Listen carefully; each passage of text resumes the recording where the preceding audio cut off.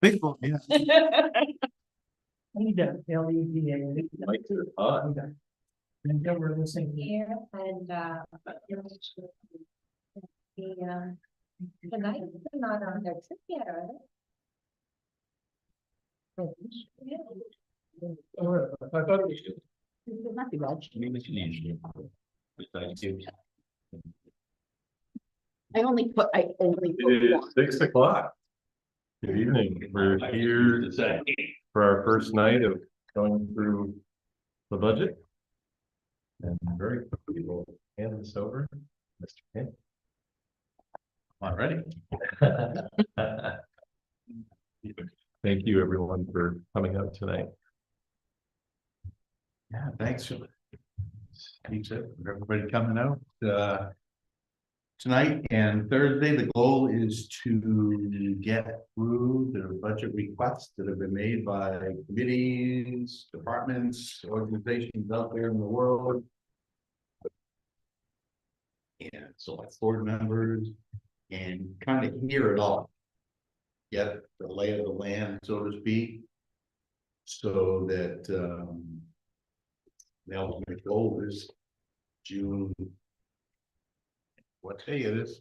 Someday in June, the townspeople are going to get together in the cafeteria and vote on the municipal budget.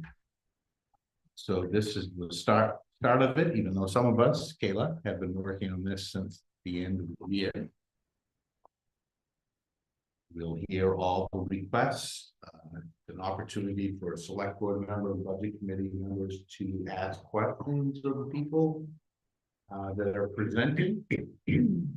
And then ultimately after the 2 nights, everybody adjourns and goes home. The select board will be reviewing it over their upcoming meetings. They haven't set a schedule, but it'll at least be a part of their next meeting on the 23rd. With the goal of completing their recommendations by the 9th of March. And then it will go to the budget committee with their recommendations. I believe it's scheduled for the 10th currently. I think everybody here has sat through this before except Sandy, the observer. So I probably won't spend a whole lot of time on the format. The format hasn't changed from past years. I will say that I'll remind everybody in the lower left-hand corner of your budget has the date of the draft.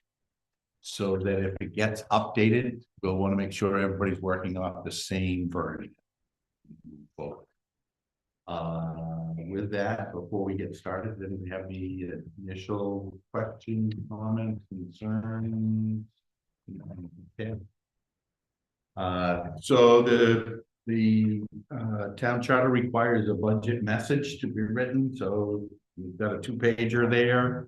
I won't spend a whole lot of time going into depth with that, primarily because you all have it and we're going to go over it, everything that's in there in detail over the next 2 nights. The initial request for funding is up 5.4% from what was approved by the voters last year, so for the current year. And our non-property tax revenues are projected to increase by 2.2%. So, as I said, we'll get into the details of that. A couple of things I've highlighted in the budget message. The real focus, as always, but even more so this year, is on maintenance of what we have. There's no new staff proposed. There's limited new things in terms of improvements. We'll talk about capital improvements towards the end. But the town has a tremendous amount of infrastructure strewn across the entire community that if we don't maintain, we fall behind. If we fall behind, it gets more and more expensive to maintain. Pretty much the truth of that. We do have, and I'm probably going to be about the worst person to talk about this, but I'll talk about it anyways. A couple of years ago, we lost our IT consultant. So moved to the great beyond, and we switched to a new IT consultant. We've got a firm, better footing underneath us. And they have a little better understanding of what we have. They've made some recommendations that we'll talk about almost right off the bat under administration, of which I'm going to do my best, and then hopefully if somebody has some questions, they'll chime in, and somebody else will chime in with some answers, because what we're looking to do is, I won't say beyond me, but close. Fire department, I want to talk about building and vehicle maintenance. That's the primary drivers of their looking their percentage change. It's hard to believe, but our new fire station is now 16 years old. Can't believe it. Been here from before that was a fire station, went through the building of it. And as I've written in here, time takes its toll on everything, and eventually the newness wears off for buildings. And you have to do some more than just clean them. And our vehicles and our trucks, those don't seem to get any less expensive to maintain. So the chief will be here a little later to talk about the fire department. Not all budget news is bad. You'll see a substantial decrease in the request for EMS, ambulance service. Last year, we were in a little bit of a state of limbo or flux. One of our partnering communities decided they wanted a divorce and left, which had some impacts on the three that remained. We managed to work with Camden and Hope to establish a new and different model that citizens or users of the service don't necessarily see, which is always a good thing. And it lowered our costs from what we budgeted last year. So that's good. Not all budget requests are bad. I would like to take a chance to highlight for everybody here that certainly in terms of EMS and some of the other things we do, my opinion, professionally and personally, is that regionalization works for all of us, works best for us. But I think that's demonstrated with EMS in particular. You will see some new requests on the public works end, which is the daylight out you could see from here through the woods or through the clearing. We have a number of things that need some attention next door, and we're also proposing a gate structure and some and it'll be rocks leading up to the gate structure. We've had some, what I would say, unauthorized uses, people bringing us stuff that doesn't belong to us and leaving it over there, or people choosing to help themselves to things that belong to all of us and trying to disappear with it. So that gate, so we'll talk about that later with Maddie, the public facilities director. Capital improvement budget, and again, we're going to talk about that tomorrow night. That's I can't do math because it says it went from 235 to 305, and that's plus $100,000 when it's not 100, it's 70. But anyhow, we'll talk about those in depth, and we have a new item underneath there, potential for setting aside money for future grants, match for kids. As I mentioned earlier, the budget does propose to maintain the current staffing level. There is a 2.8% adjustment to wages for those that are on the pay scale. People that are different this year itself, because the select board hasn't included their recommendations for me. The finance director, who's up for a step, as well as the percentage increase that we adjust after any years of whatever your last step was. And the animal control officer, should she make it here tonight, will tell you about her request for change in her compensation. You have in front of you the list of how the pay scale has been adjusted for, I don't know, last 15 or 16 years is the thing.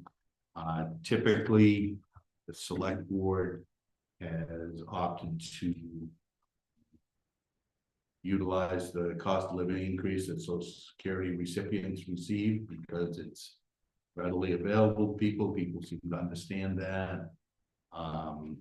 And sometimes they vary from that, but that's usually what we put in for the first blush of the budget, and then the select board and others will change that, making changes.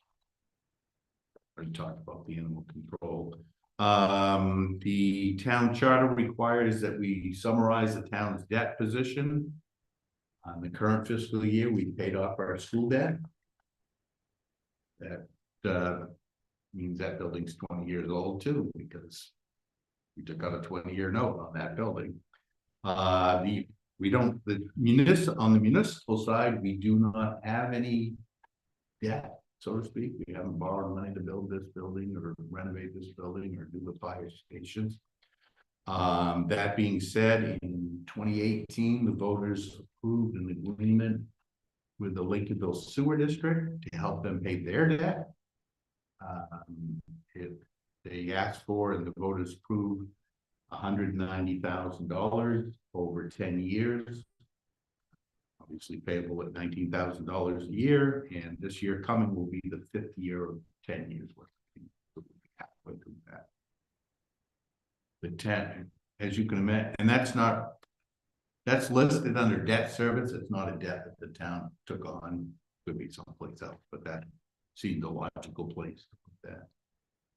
With zero debt for the town, we are well below the statutory caps that are provided by the state of Maine. I don't believe anyone in this room would be comfortable if the town had as much debt as is allowed by the statute, but since we have none, we're okay. The town charter also asked for an estimate of what we anticipate for an increase in valuation. Building continues at a not as busy as it's always been, but still busy. We're probably looking in somewhere in the neighborhood of $10 million of new taxable valuation. So that's a very quick overview of where we stand, where we're going to be talking, what we'll be talking about in depth in the next couple of minutes. You have a nice little table of contents, a budget summary. I'm not going to bother to read any of those to you. I think everybody in here has been here before and used this format, so I'm not going to spend any time explaining the format to you unless you really need it. And certainly, if you do and you don't want to raise your hand right now or flag me down, come on in and see either Kale or I. We can walk you through anything in this budget. With that, we're going to go to page 4. Page number is in the lower right-hand corner. Talk about administration and finance. Right on schedule. Promise to get you all out before it starts snowing too heavily. So administration and finance is basically everyone here in the town office, with the exception of the code enforcement officer and the assessor's agent. It's kind of all the things we do that people traditionally associate with the town hall or city hall. There are 6 employees here. 6. One of which is 2 of which are part-time. I know how many people work here. I told you I wasn't going to tell you how this is set up, but while we're here, I'm going to do that anyways. Administration and finance are all the budgets. There are relatively little detail set up in the top part of the page. You get the amounts and what's changed and what's looking to change, and it's some historical data. And then from midway, at least at this one, midway down the page to the bottom, and then onto the next page, you get a little more detail about what's included in each item. So if you don't understand wages, there's a little breakdown of wages down below, tells you who's covered in that position, what their current compensation is for wages, and what we're proposing for the upcoming fiscal year, which is 27. I don't know if you want, how much in depth you want to go for each one of these. I will remind everybody of wages. In the current fiscal year, we budgeted for 53 pay weeks. The upcoming year fortunately has 52 pay weeks, so that makes wages look a little better than it might look otherwise, but there is a change. Biker and Medicare is pretty straightforward, as is paid family and medical leave. Those are required of us as employers to pay for our employees. Retirement, the town provides a retirement program, a match for full-time employees that participate in the program, which is in essence 4 employees that are full-time all participate in the program. It's going to correct me when I say something wrong too. Medical and dental insurance, the town pays a portion of insurance costs for the full-time employees. We had change. You'll notice substantial increase is proposed in the coming year. We've had a change of an employee status in the past year, and personnel policy says qualify for this. If you qualify for that, we're going to pay for that. So that's the. We also budgeted about a 10% increase. Yeah, just for helping everybody. Our insurance is based on a calendar year, but our budget year is based on a fiscal year. So we project out for what's going to happen for January 1st of 2027 through June 30th of 2027. And include that. So we budgeted a 10% increase. This year we had 9%. Let's see, I'll continue down. I don't know if you really need me to explain all these things, but advertising, we advertise various publications, the public hearing notices, bid advertisements, employee recruitment, like. Audit, we budget money to have an independent audit that's required of us by state statute. I'd like to tell you, you could have a copy of it, but our independent auditor is woefully behind. Liens and discharges, we have to, if people are for whatever reason haven't paid their property taxes on a timely basis, we file a lien with the registry of deeds. That costs us money. Eventually, we manage to recoup that money. When people come in to pay those taxes, they also get the lien cost and other costs associated with that. And then we record a discharge at the registry of deeds. Very happy to report that this January came and went. Everybody managed to pay their 2023 taxes before the deadline. And we do, as you all probably all know, we do charge them interest.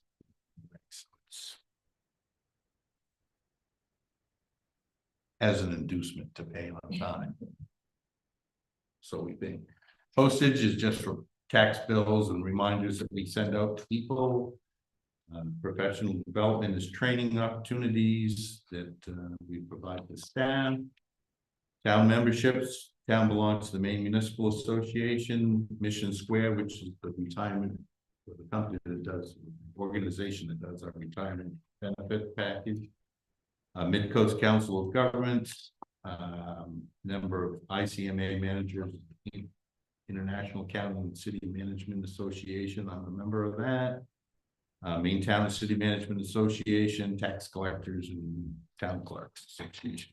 And we also, a town owns a piece of property on the Richards Road, which is a private road, and they have a road association. We pay $500 towards that.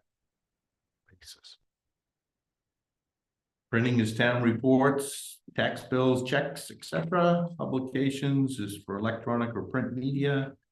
Tax maps, we annually update the tax map so people know what they own, we know what we're assessing people for what they own. Computer purchases, we have 11 workstations. We replace 2 of those on an annual basis, 2 of those a year. So basically, we're keeping computers 5 years before they get replaced. This is where I'll talk a little bit about something I don't know a lot about. Hardware purchases, computer support, software licensing, and hardware maintenance. I'll do the easy one of those first, software licensing. The vast majority of what we do at the front counter is on what's called a Trio program. We have an annual licensing cost for that. We do everything from assessing on Trio to tax collections to, well, we used to do dog licensing, we don't do dog. Motor vehicle registrations, boat registration, all that. Payroll. Payroll, yeah, payroll, that's computer purchases, hardware purchases, and hardware maintenance and computer support. As I said earlier, we changed our IT. They are recommending that we migrate all, Steve's gonna have to help me when I get over my head. We currently house our email system in-house. That is a big security no-no. They're suggesting that we move that off premise and go through Microsoft 365 Exchange server to do the same thing we do in-house, but at a much lesser security threat. I do okay with that one. We're looking to replace our router. We have also looking to migrate our backup storage of data. We have a drive that we do here that if the system goes down, we can restore it. But from what I've been told, because I don't understand all this stuff, it takes a while to get it off whatever we have and get us back to running versus if it's in the cloud somewhere, it can be a couple of keystrokes and you're back in business. Hopefully we never have to use it, but they're going to need it. And we're looking to change the firewall for protection. That cover it pretty well. Yeah. Firewall's way in. And the Exchange server, you don't run a premise Exchange server anymore. And ours is beyond any supportability at this point. Good, I don't have to talk about computers. And if you're gonna hear me talk a lot for the next night or tonight. If you have something you want to quiz or question, please feel free to jump in and I'll stop talking for a minute.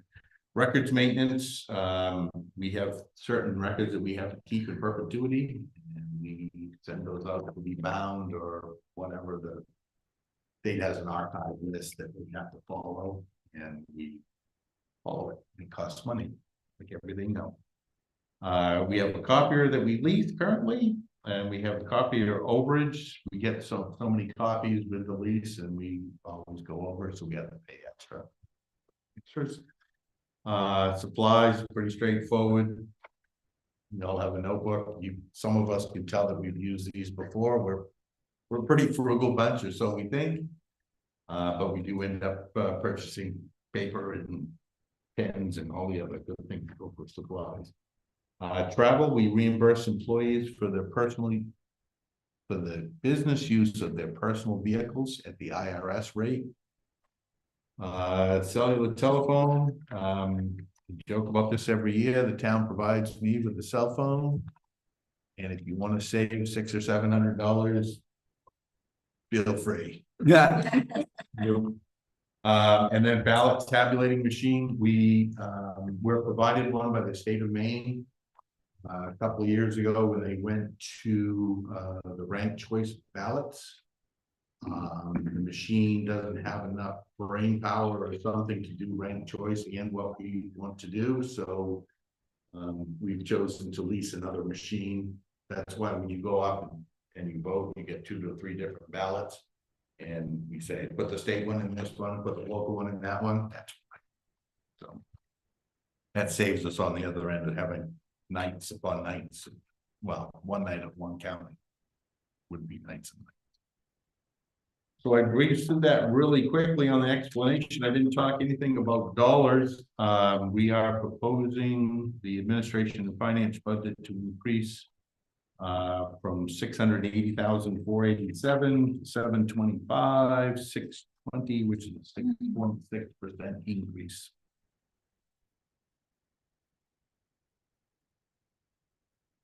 I'll insert one to start. The board is recommending a 3.3% increase for the town administrator salary. So when you see this again, there'll be another change. It won't be 6.6, it'll be 6 point something. Thank you. Are there any questions about administration and finance? I went through that really quickly. But would this be where I would talk about the assets to our IT? You're talking about the stuff they collect board members. Yeah. Yes. Yes. We talked about this a couple of years in a row, and I did a little bit of research. I'm sorry, I don't have a big piece of paper that shows all kinds of facts and figures. But I think in a cost savings measure or start of a cost savings measure, I would think that it would be good for the select board members to have iPads instead of having a packet handed to them or delivered to them, which our town administrator so graciously does, for every meeting that we have. That takes up an unbelievable amount of time in the town office for more than one person to, gather all that information, print it out, sort it, make sure it's in everybody's packet, things of that nature. Where we've got IT upgrades coming anyway, and what I looked at was the iPad Mini 7, which seems to be the preferred a piece of equipment out in for municipalities and out in the field. And that came in at around $500. I'm sure the preferred professionals can find it for less, maybe a little bit more. Also, each unit would need either a pen or pencil, or stylus, whatever it is, to make notes and to record things on the iPad. And the other thing would be each would need a cover. So my numbers come up to, I figured 5 of them, and then I got thinking about 6 maybe, because I was thinking maybe our infrastructure maintenance manager might benefit from having one of those, so that would be 6 of them. So that at $500, rough figures, the Apple iPad Mini 7 at 5, the Apple Pencil at 100. There again, you can find them everywhere for more or less or whatever. And maybe an iPad cover. I didn't get a price on that. I assume that would be fairly economical, but if we just went with the price of the iPad and the pencil, that's $600 times 6 is $3,600. We're going to need some IT support and a little bit of education. I'm thinking somewhere between $4,000 and $5,000. If we want to be conservative, $4,000 added to a budget line. And again, if more information is needed, I'm sure I can come up with whatever is needed. But I just think that's a start to get us to move towards a less of a paper, get close to a paperless environment when it comes to the select board. I feel we should set the expectation.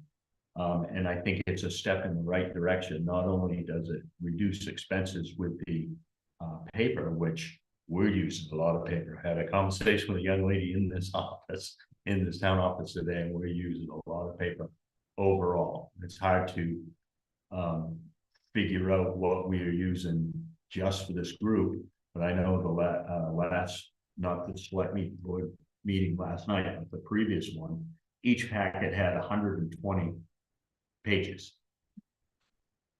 At 500 pages in a blog, you know, you're using a lot of paper just for a meeting. So I'd just like to see us move towards a paperless environment. It's never going to be totally paperless, but I think we can work on it. That's about all I got. And we've been talking about this for a couple of years, so I really would like to get this at least so that we can make a decision.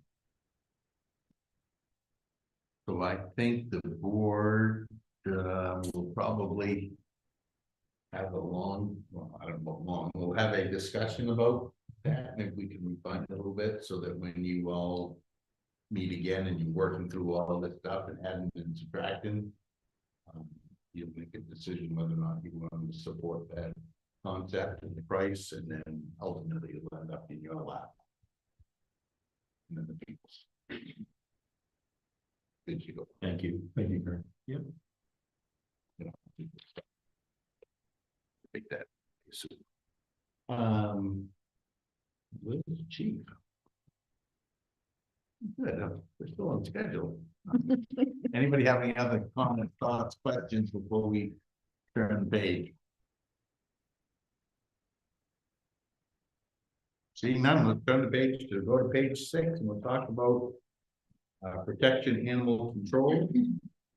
Heidi Blood, our animal control officer, she was scheduled to be here tonight. She did email me this afternoon and told me she was not feeling on top of the world and might not make it. And since I don't see her, I'm gonna say she's not coming, so I'll run down through this.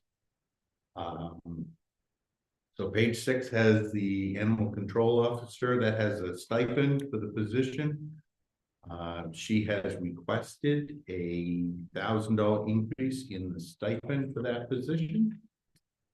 I can read you the email she sent along with it that came the other day if you'd like. Probably will after I explain the rest of this. But your Medicare and paid family medical is just the calculation goes with it. Communication reimbursement. We do provide a stipend for reimbursement for her personal cell phone. Animal shelter doesn't go to the animal control officer. We make that donation to the Plaza Animal Shelter in Camden. So that if a stray domestic animal is picked up, we have someplace to take it if we can identify whose it is. Supplies and training, pretty straightforward. What that is memberships to the Maine Animal Control Association, Animal Control Officers. And then mileage, once again, we reimburse. Use of her vehicle. Heidi wrote to me over the weekend and said, not sure when the appropriate time to ask for a raise, so I prepared this as such for the upcoming fiscal year. I'm asking most of my animal control towns for a raise this year, mainly due to the cost of living and expenses, and the minimum wage going up again.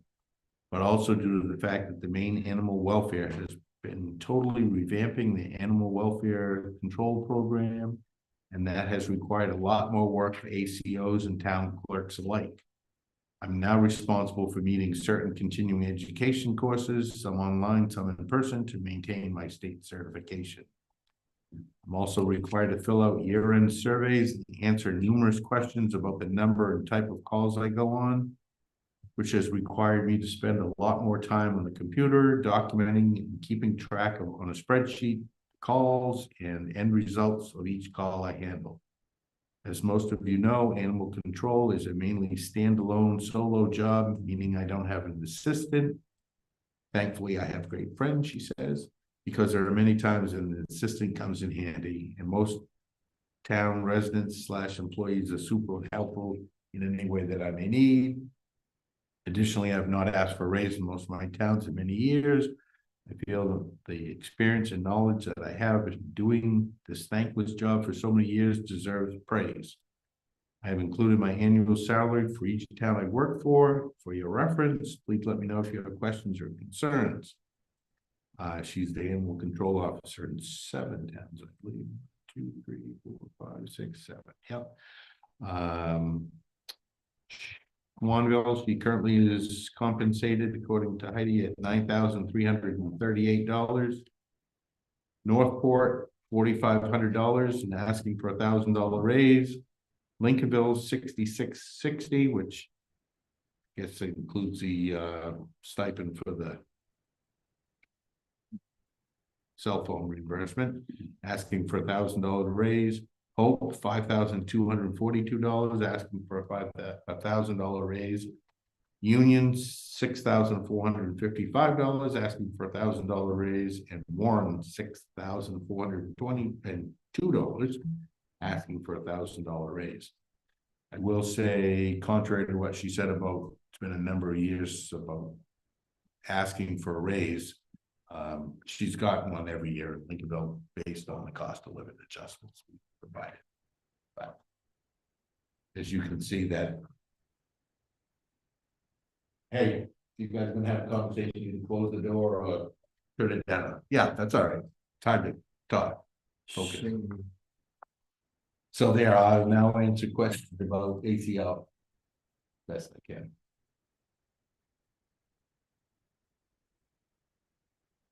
So the request puts that at a 16.3% change Yep. from last year. Yeah. Did everybody understand what Kern's asking? Okay. Everybody on the side of the room.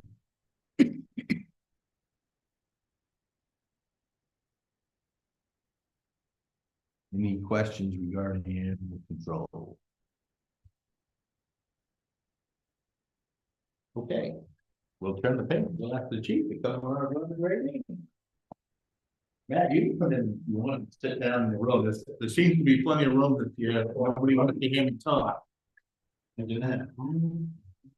For anybody that doesn't know, this is Fire Chief Don Pointed the third. And I'm gonna take a breather and turn it over to Don to tell you anything about fire department, highlight some changes or whatever. For the most part, everything's going really well in the fire department. Recruitment retention has been really good. Got 31 active members right now. So that's really nice to have. As far as the budget, last year we over expenditured on 2 of the apparatus. And for one, we spent, I think, an extra $11,000.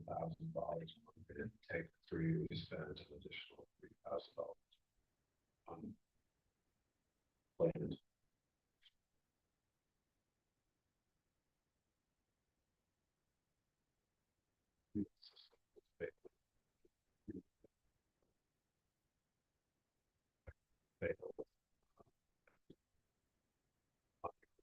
Cops, recommendation, they said once one record was bad, the other 5 usually right behind it, so there's no more back here.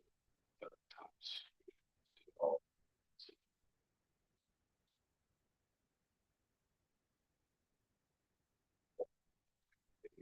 Out of contingency, right?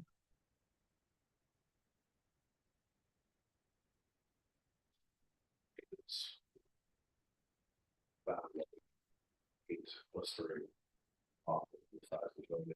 There's a lot of water falling down from the valleys, and I believe being on the field that winds blowing the water makes the building and freezes waters. So freezing and actually putting the thing off of that cement side. Small. So what matters in to stop the water. So,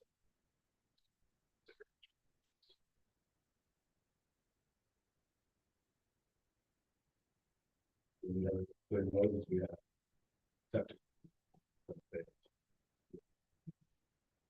The actual one. Yeah. So that was pretty.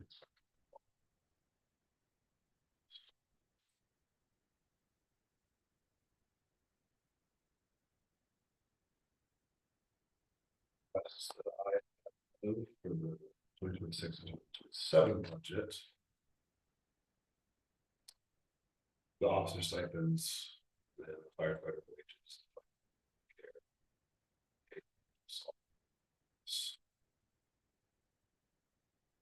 Truck fuel, I reduced by 1,000. Plus spending $5,000 to $6,000 in the past 3 years on diesel fuels. We got that back a little bit. Training, we had 5 new members that did all the interior BLS training last year, and we have more continue to do training like that. So I bumped it up to $6,500 from $5,500 due to the added property this year up to 10,000, 7,000. So that anything else that needs to be done, small as far as small jobs can be done.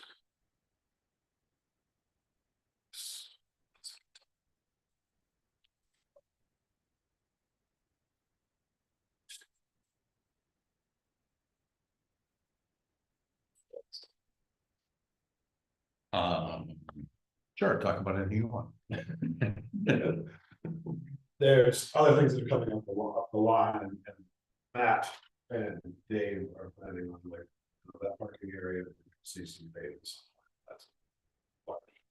As well as eventually it's gonna have to be replaced, as well as the siding needs to be repainted.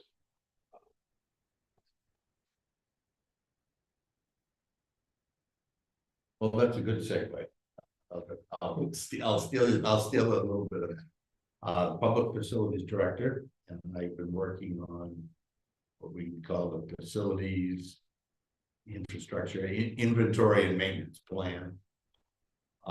Taking a bunch of loose data, various places, and trying to combine it into one, so that we can predict as best we can the life expectancy of certain building components, roofs, paint, parking, pavement, windows, the whole 9 yards, heating systems and those types of systems, so that the giant spreadsheet at the end will have the various components down one column and down one side, and the years out across the top, and we're trying to predict to the best of, nothing will be perfect, but a recognition that the fire station is 16 years old, has asphalt shingles. How long do asphalt shingles last? Even if you buy the best ones out there, sometimes they're not the best ones out there, and people find out that they need to be replaced earlier. So we're projecting that out for years. The select board hasn't seen it yet. I was hoping they were going to see it before the budget, but they didn't. This is not done, not even close. Well, it's close, but not to the draft stage. And then hopefully that once we get buy-in to the program, then when we have these discussions, it won't be surprise. We need, a new roof at the fire station that costs $100,000. It'll be, hey, 5 years from now, we need a new roof that's $100,000. How are we going to pay for it, either before or after, or at the time of need? We're trying to be on an even plane and avoid the wild swings of, every roof coming due at the same time. That would be challenging for us as a community. And in addition to that, it'll have the planned replacement for paving and for vehicles, so that it'll all be up to the public. I don't think the public knows how much roof we have. I don't think he knows how many miles of road we have. I'm not sure we know how many, windows we have. Those types of discussions. So Donnie got into it a little bit, got into it a little bit earlier than I wanted to, but it's okay, we don't have any secrets in here. What do you got? All right. There's the next thing on the line is electricity. we've been around $1,000, so $1,200 covers. Equipment purchases. I've increased that from 31,500, 36,000. The turnout gear is anticipated, we buy 3 sets every year. That they're anticipating that's gonna go up at least $500 a set. Some of it I think is in regard to trying to remove as much PFAS from the gear as they can, so that's gonna drive the price up a lot. The other items are, we have a lot of lithium batteries for power tools, lights and things like that. We're having a couple here and there fail, and I'd like to just start buying a couple in a program every year. And then we just retire the ones that are the oldest, so that we don't have them fail when we need them most. The other bigger ticket items are, I'd like to have 2 EV fire blankets on each first truck that goes out. So one at the beach station and then one on engine 4. Research, talked to a bunch of professionals. They're not recommending that we really try to put them out anymore because the gases and the fumes are so toxic that if they're not in jeopardy of starting anything else on fire as far as residents or propane tanks, just let them burn. The EPA is saying that letting it go into the air is far better than washing it all into the streets, basically. But they do burn fast, they do burn really hot. These blankets are a one-time use, they're $3,000 each. Because once you use them, they become hazardous material. But when we show up, if it's exposure to a house that we're trying to protect, throwing this blanket over that car gives us a whole lot more time to get water supply set up to try to protect an exposure, a building, anything else, because they do burn fast. So we need to do whatever we can to try to buy time, because we're basically going to be setting up a fire attack that's just like a house fire. They're saying they're using upwards of 40 to 60,000 gallons of water.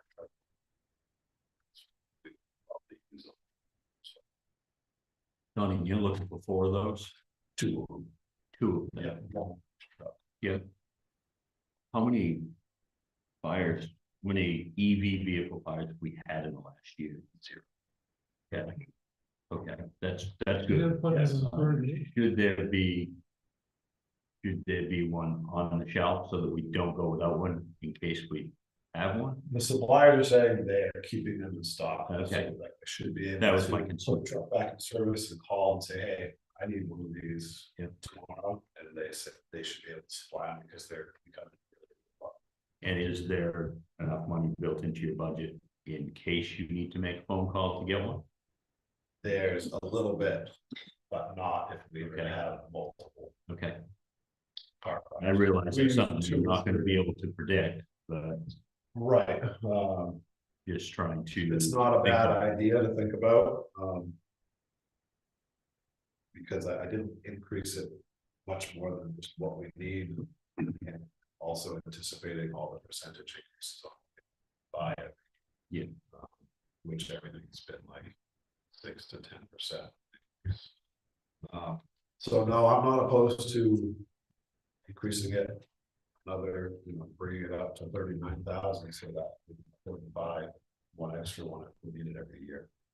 I mean, around us, we're not having a lot of EV fires. I don't think they're very common. I think Hope has had one this fall, and luckily it was so minor that they actually were put out for it. Can I comment on the EV fires? So EVs have been around maybe 15 years now, so they have statistics. So for per mile driven, for every 1 EV fire per mile driven, there's 19 gas car fires. To your point. Yeah. Yeah, but that's the numbers on it, so they're safer that way, but be prepared. Well, right, that's the difference. We have this car fire, we put it out. To more fire. Towns using tons of resources. I watched the one month and that they melted all on the ground. They just kept everybody back and there was a couple of overhanging trees they kept hosing down. But it was just watching her. Are there other potential uses for this blanket? I mean, might you, Yeah, I mean, if you had a small shed on fire or like a generator on fire next to somebody's house that happened to be. We think this building, it takes a while to pull the line all the way around, and the generator appears on fire, someone could just grab that blanket and throw it over. So it could be used. For situation. Yeah. Is a blanket 100% deployable in any fire situation with the vehicle, or is there a certain point when you just can't get close to the vehicle to do anything about it? I think if you wanted to risk your health, you could pretty much put, the blankets are wide enough so that each person per se, or each firefighter can grab each corner and walk it over the car, that they're about 15 feet away from the sides of the vehicle. There are some videos I've seen that they're shooting flames up the side, 10, 15, sometimes 20 feet. You're supposed to protect us, but we're working on an SOG for this when we buy them, because if that's the scenario, I'd rather not put it in. Now, human life It's is, not worth it, even if it's somebody's house, unfortunately, it's not worth someone who have cancer or other health problems. Just to save some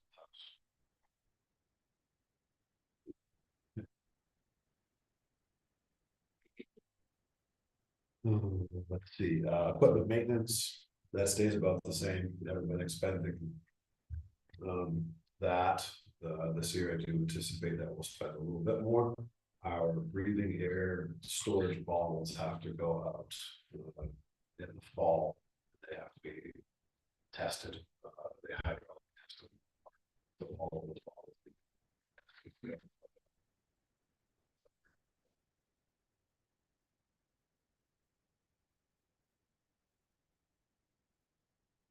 Truck maintenance.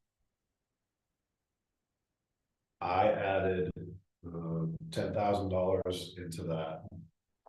From 18,000 for unexpected repairs. I also added another, I believe not yet, $9,000 because tanker 3. The repair company is anticipating by the end of 2027 fiscal year, that all 8 rear tires are going to pass inspection. And their quote was $8,700. I think that was a high quote. They reckon the town will open up an account with the same tire company that they use. We can get a much better price if we have an account, which Caitlin has done. But yeah, it's about 9,000. Typically, do we have to put tires on the fire truck? Yeah, we usually, fortunately, I think the year before engine 5, we put brand new tires on the rear. Okay.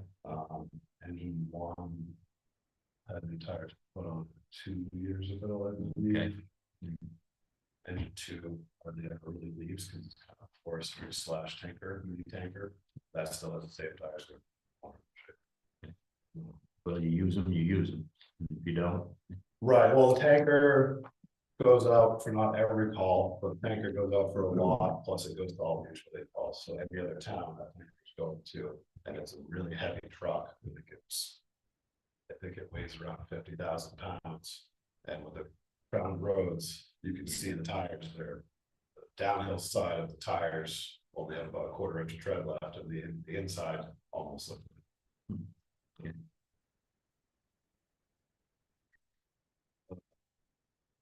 Eating fuel and propane, we bumped up a little bit, not knowing what's going to happen.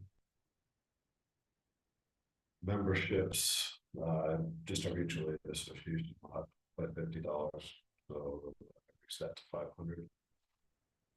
Supplies I increased because we have quite a few more members. We're doing family dinners, so everybody's cleaning up, using supplies, paper towels, toilet paper, all that, a lot more. The telephone is what we anticipate the telephone fees would be. Respiratory standard, that's our medical clearances program. So that because we have.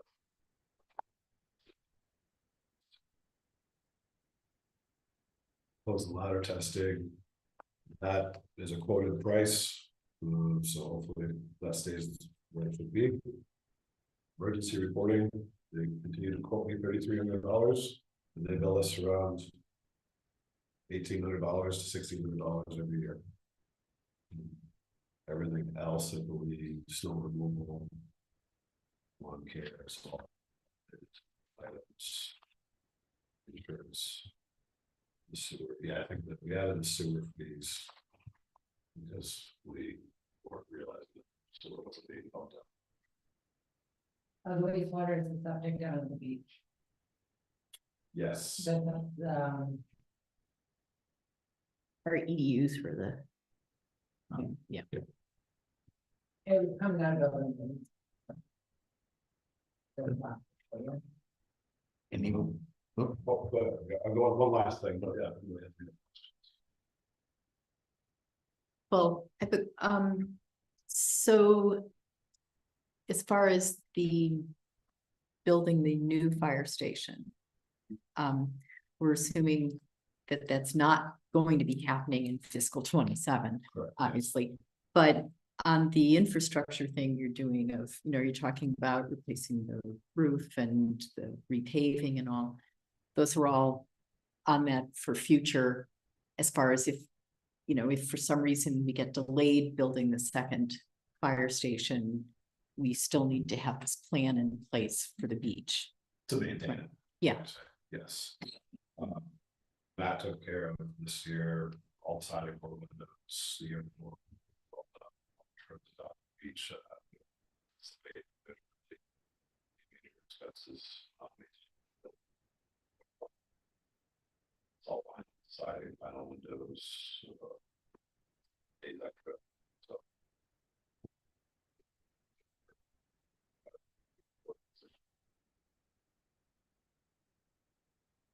The other thing that I wanted to bring up, and I don't know if the town does this, or could do this.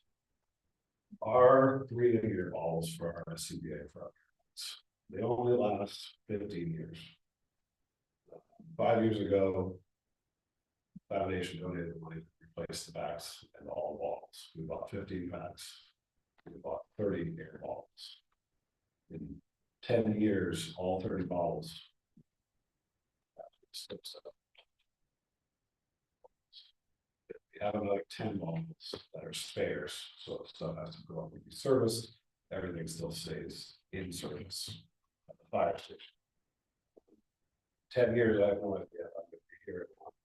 But when I became chief, there were a lot of surprises like that I had to figure out real quick. And thank goodness we had a contingency fund to take care of those things. I'm wondering if we can set something up like a fund that we put $3,900 a year in. That at the end of the next 10 years, there's enough money allocated there to take care of that. So if myself or someone else forgets, because it's probably going to be $39,000 to replace all. That's at today's prices, right?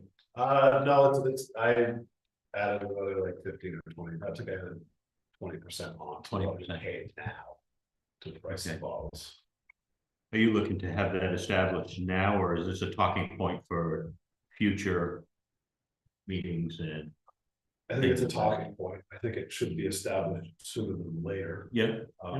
We're still in the budget for equipment purchases, which there's still enough allocated to buy 3 bottles every year. Yeah. I just got looking at the end of 30 years, we're gonna have 70 air bottles sitting around. And every 5 years, those bottles also need to go and get hydro tested. So we're gonna be paying for bottles that we never use to be maintained.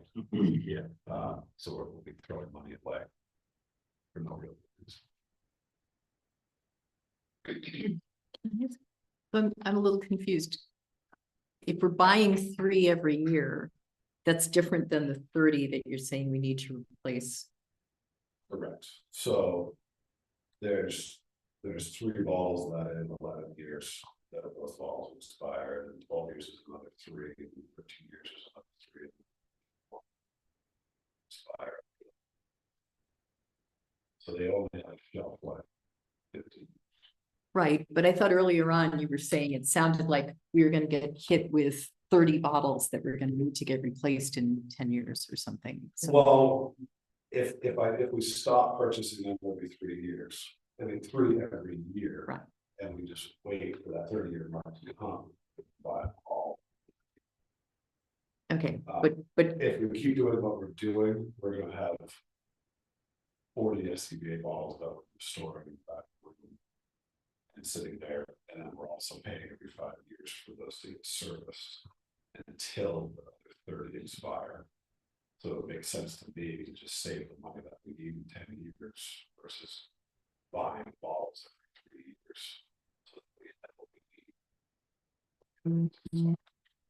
We need to have a discussion of whether to ladder the purchases. yeah, So we don't have a big 1-year expense, or but have it's, the big 1-year expense and stop laddering purchases. We're I doing mean, both. it sounds right, we're doing both, but we're not actually getting rid of any, is what you're also saying. Like, so we're just accumulating them right now, and is there any advantage to getting rid of them as they age out as opposed to recertifying them or whatever? They get recertified every 5 years, but at the end of 15 years, they cannot be recertified. You're gonna correct me if I'm mistaken. When the big purchase of the 30 was made, we got rid of all the old ones. Okay. And then they started to replace or buy so many a year.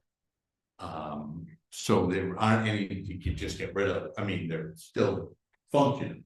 Yeah, they're still I functioning. mean, if we had ones that were 15 years old, we wouldn't bother to replace them. That's- So we've got 30 that are all the same age, and then we've got like 3 that are 1 year less and another 3 that are 2 years less. Okay.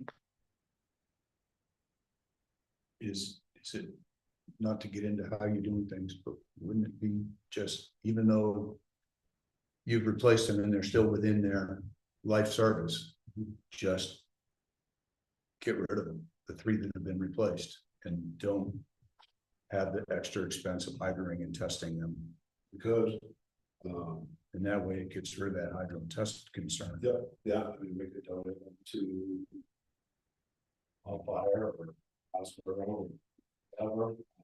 It just becomes more stuff for me to keep track of as far as trying to make sure we get the ball.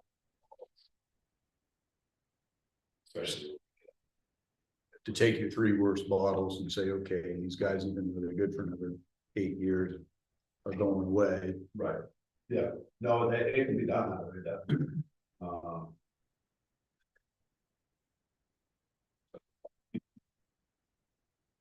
Sounds like for you, it's easier. If you just set up a special account. Put the money in instead of running 3 every year. So we'll save up front a little bit. It's just, we're gonna have to buy a special box to store all these bottles.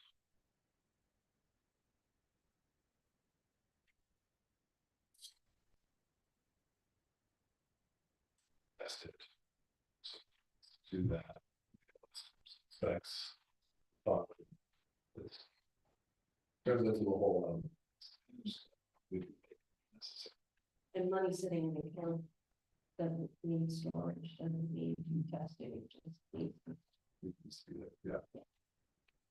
So just to be clear, you're asking us to, we're switching from you buying 3 more this year and putting money into an account. Correct. We're saying, let's just put the money in. But like, And the amount that you have in this budget for the 3 bottles is 3,900 or? it's.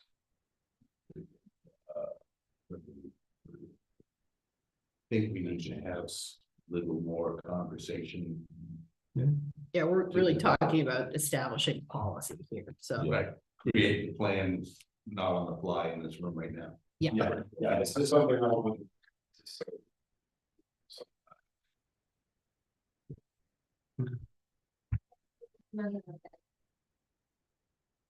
We have a number of reserve funds, Nancy. We have a fire truck reserve fund, that we're trying to save, you know.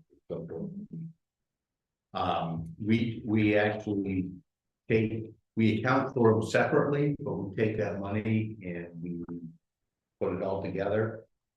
We have an investment manager or it's First National Wealth Management. And we have a finance committee that works with them on select what sets a policy. How that money gets invested, it's overseen by the state statute, and then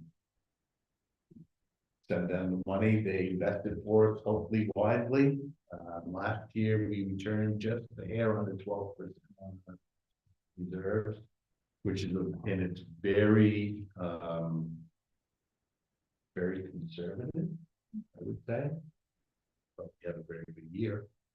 And then when we need the money, it reaches out to the people at the First National Wealth Management and say, hey, we try to tell them in advance, hey, we're gonna need $1 million to buy a fire truck. Right. You know, we need it tomorrow. We try to tell them that. But we get the budget. Once the budget's approved, we know that there's some things we're gonna need to draw down from. Cut that in 6 months.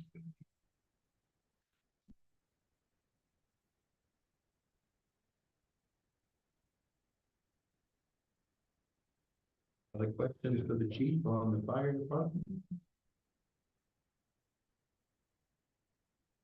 Would you say yes, you better run.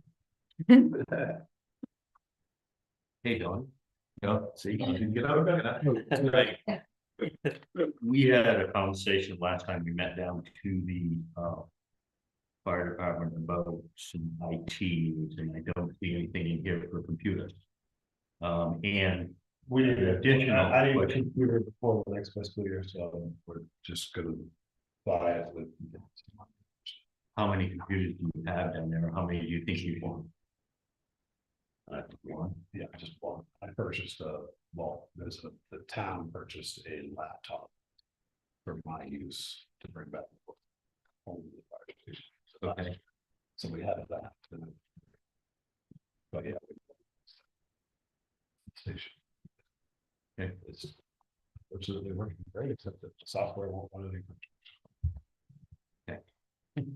Do you think it would be advantageous to have 2 standalone computers in there? I mean, obviously, we don't have a catastrophe going on right now. Yeah, I never thought of it that As a way. command Yeah, center. as a command center, if there was a natural disaster, I guess this is it's a not a question. bad idea. I guess this is a question for probably another time, but thought I would mention that one computer. You've already got it taken care of, and we'll put that. But yeah, no, I think it's probably a good idea to have a second one in there, second monitor. Okay. Just in case.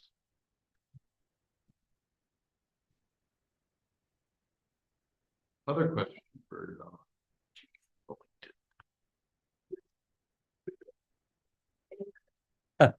Thank you, Chief. You're welcome.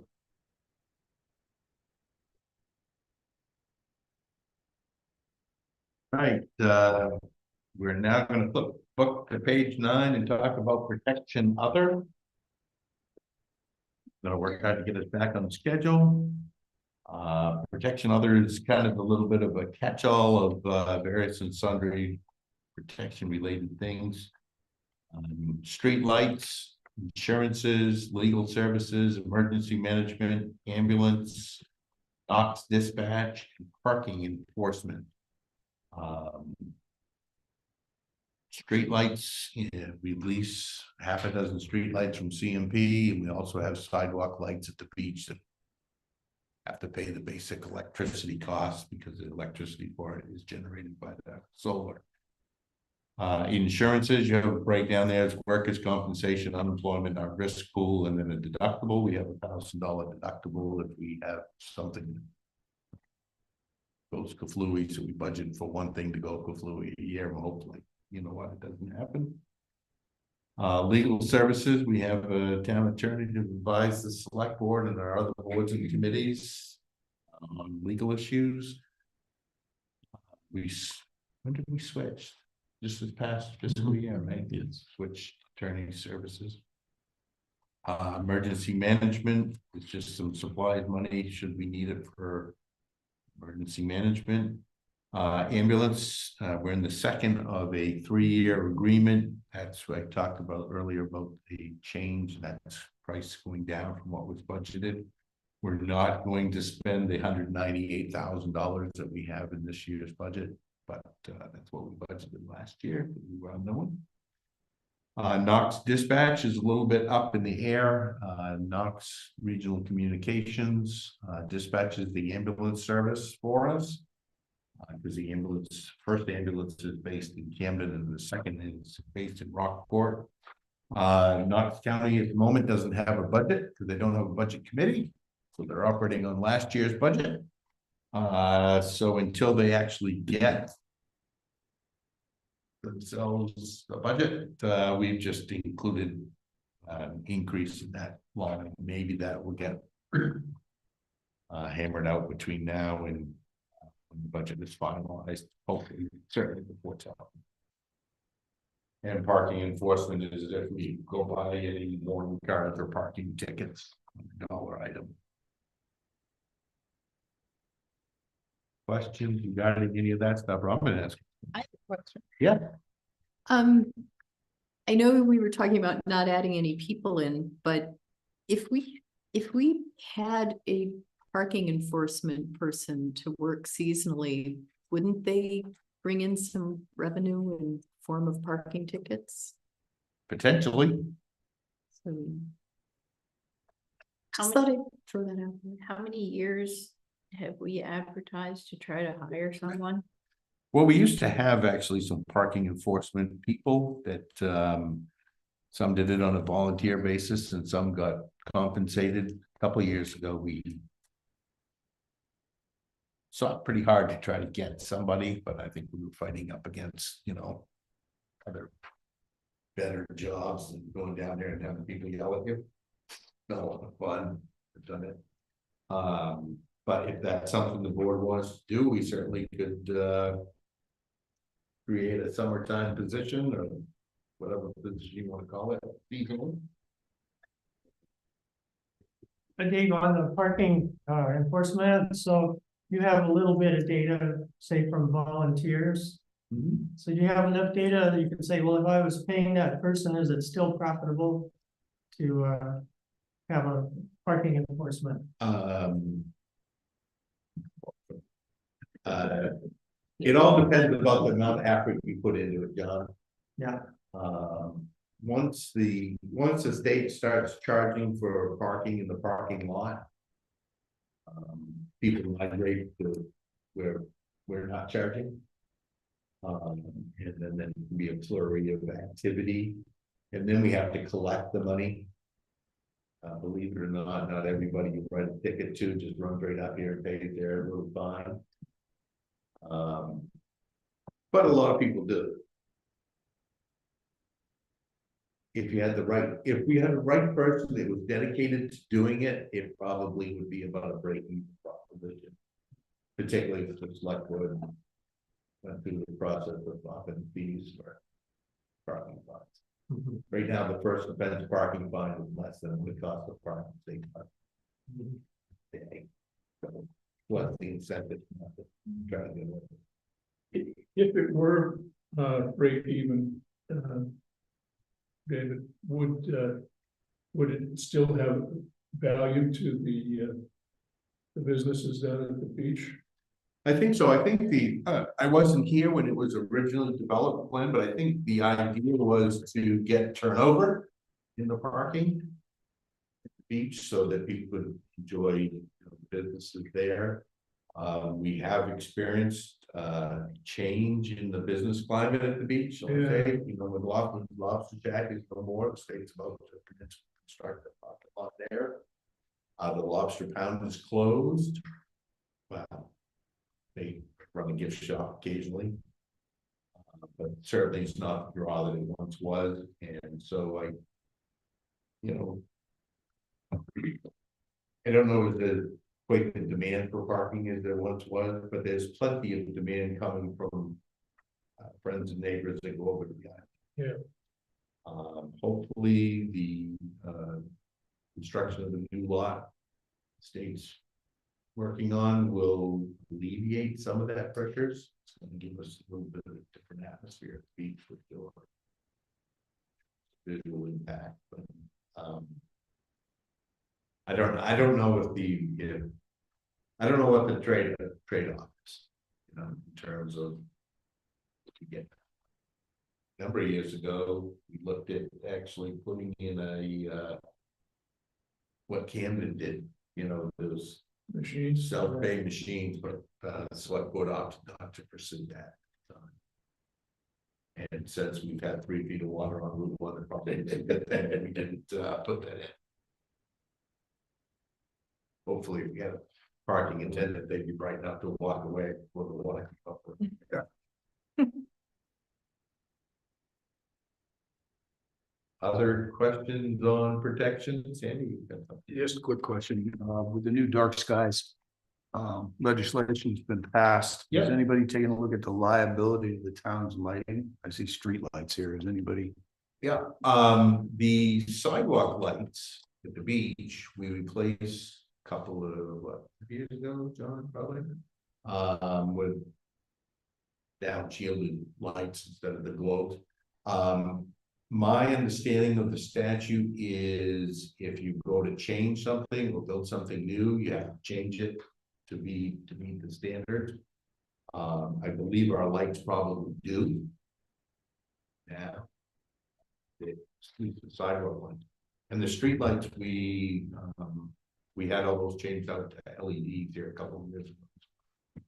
Those have a different glow to them, or more directed light. So I think we're all right on both of those. If we were to add new, we'd certainly want to make sure if we're going to change lights someplace else, we'd have, you know, if we change lights on this building, we definitely have to relook at what we're doing. You thought about it. It's not completely new to me, but the law is. Thank you. Yes. Other questions on protection? Yeah. Turn the page to page 10 and talk about the town office building. Town office building is a building, obviously, a building you're in right now. We have a part-time custodian that cleans the building and does some maintenance work, which we compensate that individual for. We have trash removal. So we contract out landscaping, mowing the grass and picking up leaves and sticks and whatever else. We have a security system in this building for fire, heat, smoke, water in the basement, and intrusion. We pay outside company to operate that system and to do an annual inspection. Building maintenance, pretty straightforward. If something breaks, we fix it. For heating, cooling, wastewater, fire extinguishers, etc. Electricity is just the basic charge for our meter. We get all of our electrical is generated by the solar array at the fire station. We pay the basic meter charges. Equipment purchases is if something goes crazy, we need a shovel or a broom or whatever. Heating fuel is pretty straightforward. Building has heat pumps in the new portion with radiant floor for backup that's off a propane boiler that's in the basement, and the old section of the building is all hot air with the propane boiler. We also use propane for the emergency generator that we have out back. Supplies, pretty straightforward: trash bag, paper products for the restroom, general cleaning supplies. Telephone, we have 5 phone lines coming in here, 1 fax line. And long distance charges, web and internet. Town has a website, internet. We have internet here in the building, both for users, for the public that comes in, and then internet for our other business at the other end of the building. And then we have snow removal, which includes plowing and shoveling around the building and all the generators and air pumps. That budget is proposed to decrease slightly, 0.5% over what was approved last year. Primarily due to the landscaping. We went out to bid with that last year, and the bid prices came in very reasonable, and the guy does a very good job compared to some of the people we've had in the past. So, I have a question. fire away. That's what we're here for, Bubman. I think it's really interesting that the heating fuel, the propane, we didn't spend anything last year and we Yep. haven't spent anything so far this year. How big is the tank? It's very, very, Big. very observant of you. We have 1,000-gallon propane. Okay. And what prompted us to look?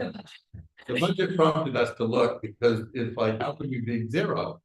And we even called our providers to say, what's the deal here? Because we're on automatic fill up.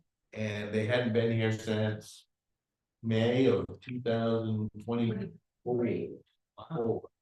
Yeah, 24. I immediately walked outside to the propane tank and came back in and said, tell them to get here, promptly, because It's getting low. I think it's Is that being monitored or obviously not? well, sad.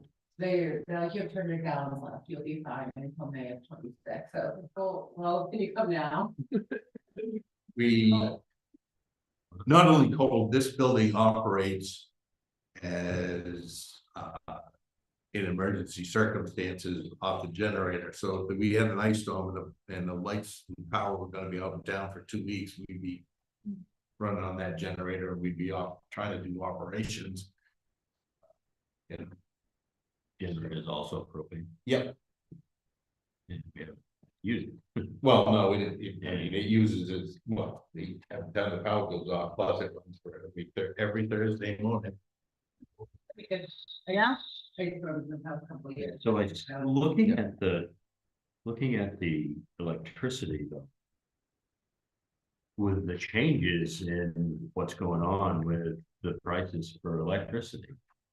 Is 600 and Yeah, all we do is pay the basic, because it's all, we generate at the fire station, solar array, it goes for everybody's benefit. What's generated there that we don't use goes into a bank. Not a bank, but bank. And then, so we generate a lot more in the summertime, we're really in the shoulder season, May, June are really good, and the early fall is really good, late summer. Because of the panels are at a fixed angle in the height of the summer, the long days helps us. But then this time of year, when it's dark and gray outside, we're generating. But we're not generating nearly as much, we're using one generator. So what we generate in excess in the summer gets used up in the winter, and we're still doing pretty well. And so when you see electricity, we have to have a meter on the building.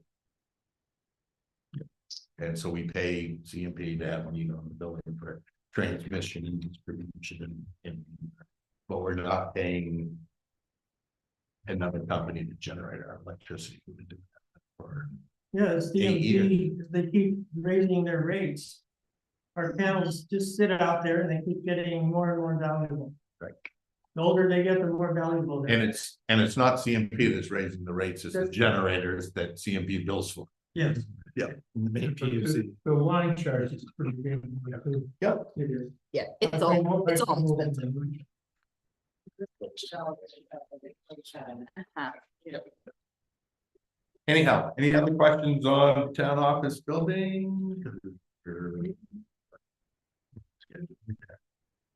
Oh, I have one more point. Yeah. Very popular on YouTube recently is a snow thrower robot. So this guy in New Jersey did a YouTube video. He bought it for $5,000, and when a storm is coming, just when the snow starts to fall, he sets it loose. And he has a really big driveway and a long run out. And it just goes and keeps going all through the storm.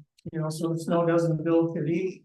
It's electric and it has wireless charging, so when it needs some more juice, it just parks for a bit, gets juice and goes back out. You come down in the morning, everything's clean. So those things, the idea is these are gonna get bigger and better. And municipalities are probably gonna be interested in things like that, you know, and you would probably save money. I'll be very interested in observing how that goes at your house. Before we invest in one. It's not on YouTube, is his name John? His name, Mr. Williams. We're always looking for new and different ways to do things. But I'll tell you that I'm a very risk adverse person myself. And I'd much rather copy somebody else's good idea after they've worked the bugs out than be the guy that's leading the charge. yeah, I think you wanna wait. Yeah, we will. Yeah. I think, I'll let you know what the select board changes my mind. Okay, contingency, which is page 11. Contingency, just that, it's provision for unforeseen circumstance or event. We've got half a dozen or 8 years worth of history on there. We budget $10,000 and usually pretty good discussion and debate about select board about whether to do that or not. Right now the budget's 10. Pretty small fraction on a $3 million budget to have $10,000. Anybody have any questions about contingency? And the money that doesn't get spent, that just. Yep. So. No. Anything that doesn't get spent by fiscal year end, with the couple of exceptions, harbor and fire department. And capital projects that aren't complete, rolls into unassigned fund balance. And then we'll talk about this tomorrow night, but in revenues and offsets, we take money out of unassigned fund balance and we use it to reduce the property taxes the next year. You're welcome. Oh boy, we are behind. I can't be here tomorrow night. Can we do that Thursday? Yeah, we'll take tomorrow night. Yeah. I'm sorry, Thursday night. I'm so excited to get into this budget and talk all night and just. All right. CEO and assessing, which is code enforcement officer, page 12. We have a part-time code enforcement officer who works Tuesdays and Thursdays from 5:30 in the morning to 2:30 in the afternoon, and Fridays from 5:30 in the morning to 11:30. And then he attends planning board meetings. We pay that individual for doing that work. Although it looks like his wages proposed at what 0.9%, it's really 2.8%, but last year we had the extra pay week, so that's why it's 0.9. Otherwise than that, he has to keep up his certifications and trainings, or keep up his training so he can be certified. That's professional development, memberships, and publication supplies, equipment purchases, and water monitoring. Pretty common for us. Anybody have some questions? Sorry, I'm going fast, but I see some other interested parties who want to talk. Seeing none of them, turn the page to assessing. We engage an assessor's agent. This year's contract. Their assessor's agents requested an increase to go from 41,500 to 42,500, and we've dropped the remote access software. Our previous assessor's agent worked remotely for half a year or 8 months or whatever, and no longer the assessor's agent working for us because he's fully retired now, lucky him.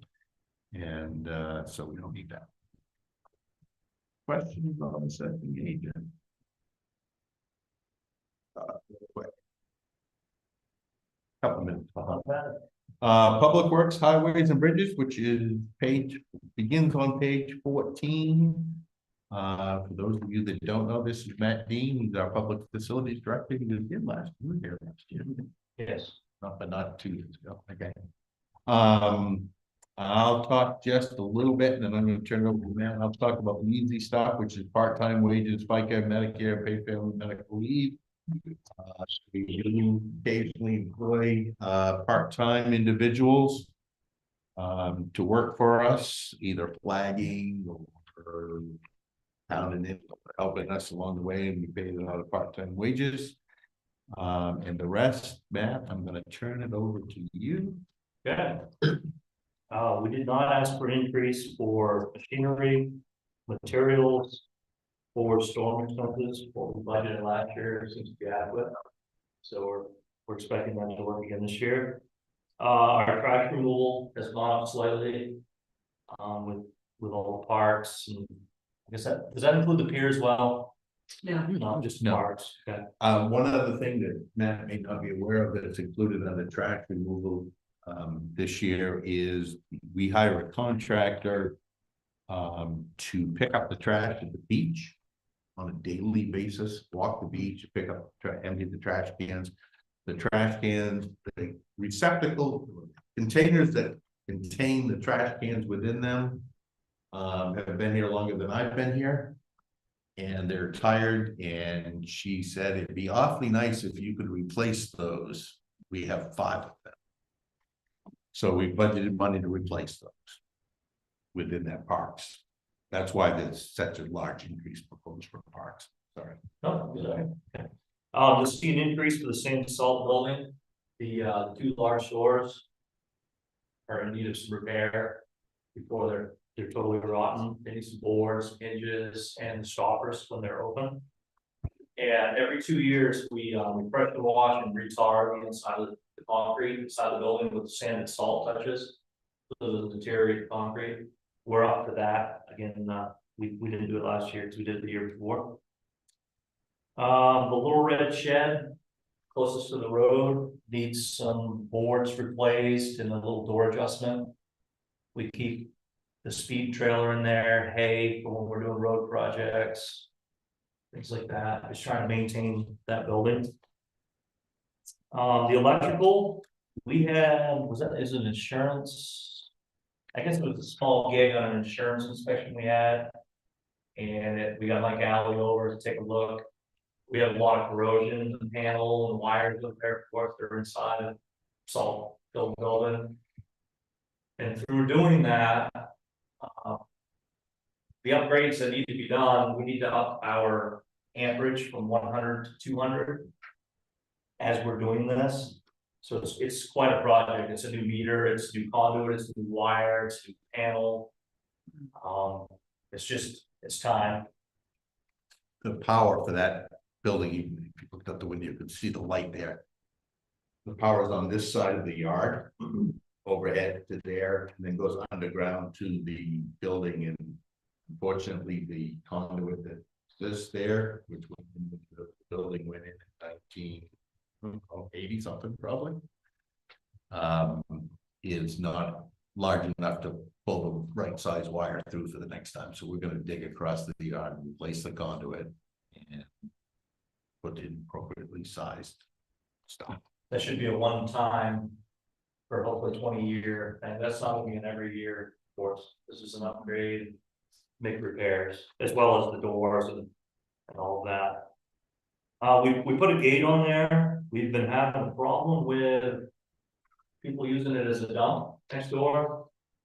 We haven't had any theft that I know of, but everything from tractor trailer tires, hydraulic rams, somebody's front door, you name it, we've had it dropped off for us next door.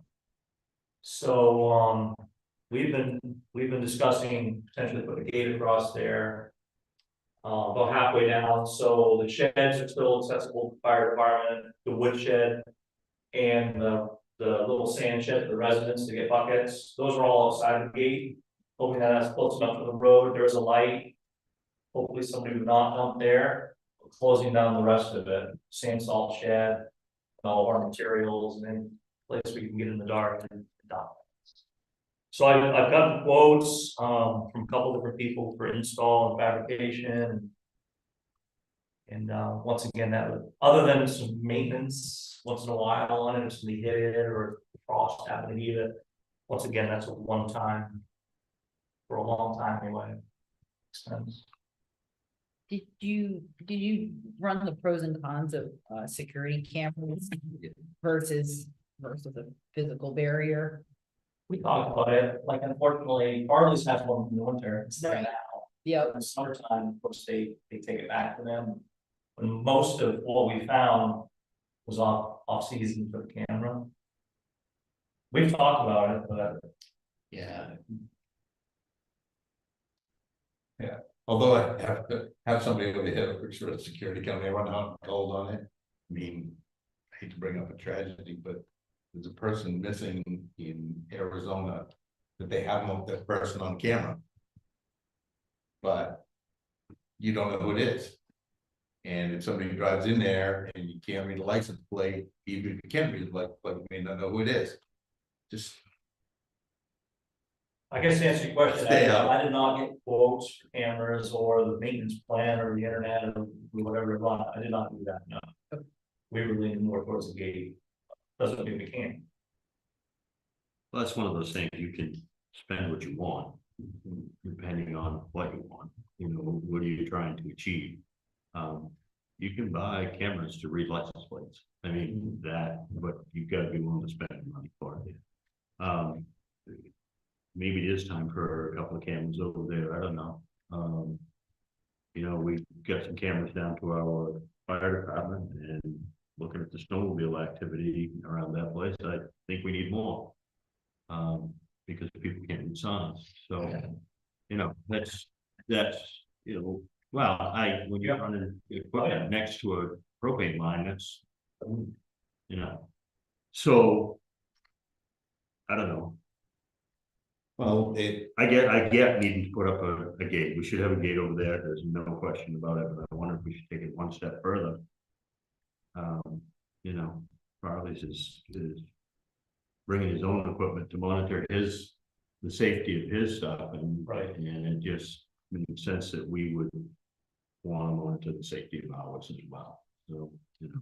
What is Tom putting in like a He's cellular got like a main camera or cellular? It's a- camera? Not very exactly, it's pretty nice, it's hooked to Starlink. Yeah. So they have Starlink in their trucks. Yeah. Feed the supply for their camera there. That's all I know about it. He started out with a Nest camera over there, and but the Starlink thing that he's hooked up with is really good. You probably know all about it. Karen, are you suggesting maybe do both, or cameras versus a gate, or? I don't feel people have, even though people feel entitled to, because they pay taxes in this town, and I'm not saying the people that dumped over there do pay taxes in this town, but. My God, costs money to run a town, and I just don't think people should be doing that over there, and I'd like to see some cameras over there, I'd like to see more cameras at this town office too. But that's just me. Protect what we've got. While they have the trench open and you're digging a new 200-inch service, have you thought about putting an underground fiber optic line as well? we're gonna have a spare. So at some point, we want to put something additional. Fiber optic requires, even though it's smaller than a pinky, it's very large conduit, so that would be as well. Trenches there. Well, I quoted a gate. Again, It's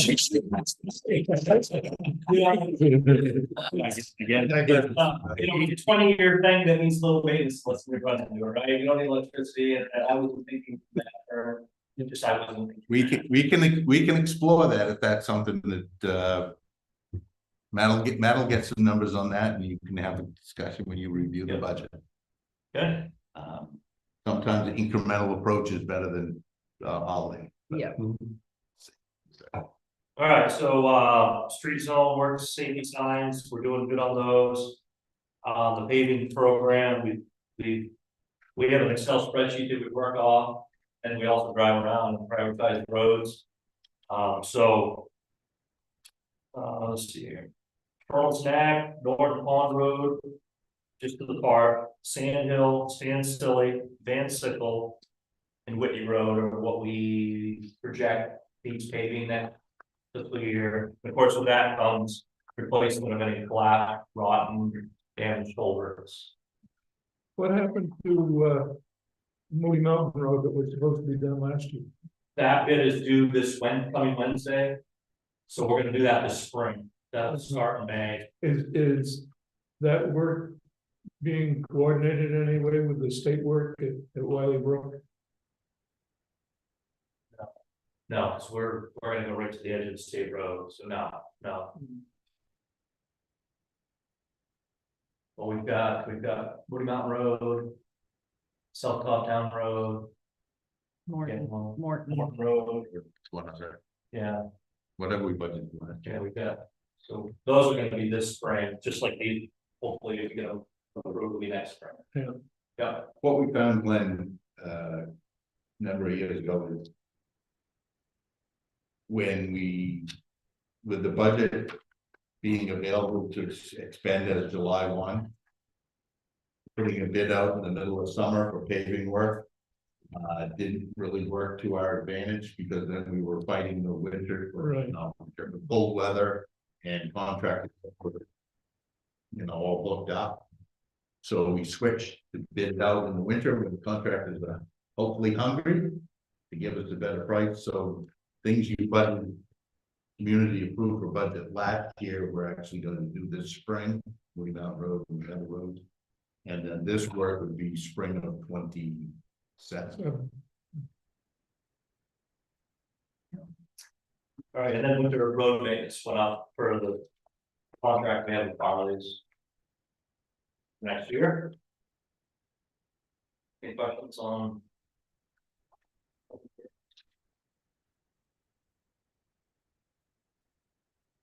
One of the things I would point out is, if you look at the percentages, particularly in materials, a lot of our items aren't equally distributed throughout the year. Some are front loaded, some are more back end loaded. A lot of our material use is spring work, getting roads, particularly the gravel roads, back up to shape. Materials for the backing up of the shoulders when we put down the new paved roads. So just because we spend 37% of the machinery doesn't mean that we're not going to spend close to 100 by the time the year's out. Just, and that goes through the whole budget itself. Some of our things we don't get billed till spring, some of the things we get billed July 2nd. Other questions for Matt? On the salt and sand, Yeah. that, so part of the contract includes what they use on the, right? And this additional is for what We town needs. we purchased that. So their contract is. Their contract, we actually included. Their contract does not include the same. We buy that, we buy it from them. We include that purchase and stockpile. And then, so this amount is for strictly for the roads and a little bit we use in the parking lot here. And we, that's a if they use it. Right. Yeah. We were okay this year, and we find more use. There's been more use, but we're doing good this year. We are. We were a little nervous here a couple of weeks ago, probably a month or so ago, we've actually put up some more hand. But we've been very fortunate the last couple of weeks. Snowing every other day. So that price for the door replacements on the salt sand shed, and more, are those original doors?